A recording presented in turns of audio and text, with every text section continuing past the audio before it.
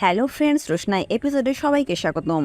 আমাদের আজকের পর্বে দেখানো হবে রোশনাইয়ের বাবা মারা যাওয়ায় রোশনাই অনেক ভেঙে পড়ে। তাই ছোট, আরণ্যক ও জেঠু সবাই সিদ্ধান্ত নিল রোশনাইকে আরণ্যকের বাড়িতে নিয়ে যাবে, কিন্তু রোশনাই কোনোভাবে সেখানে যেতে রাজি হচ্ছে না।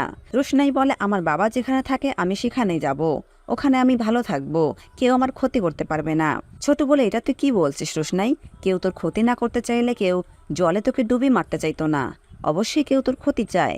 আরণ্যক ছোট ও জেঠুকে জানিয়ে দিল যে তোমরা বাড়িতে গিয়ে বলবে রোশনাইয়ের সাথে আছি আমি।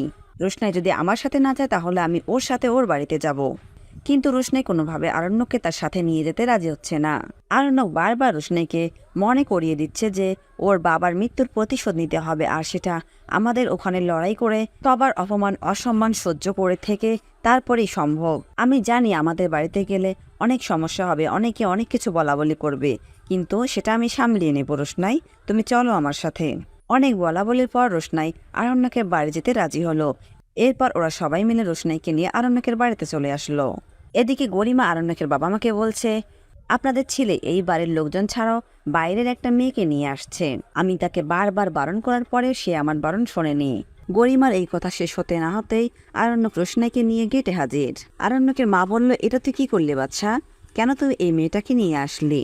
ওর তো মুম্বাইতে যাওয়ার অনেক জায়গা আছে, সেখানে যেতে পারতো।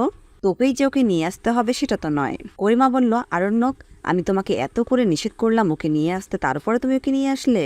আরণ্যক বলল, আমি তো তোমাকে এটা কথা দেইনি যে আমি তোমার সব নিষেধ শুনবো। রোশনাই বলল, আমি জানি এরকমটা হবে, এজন্য আমি আসতে চাইনি।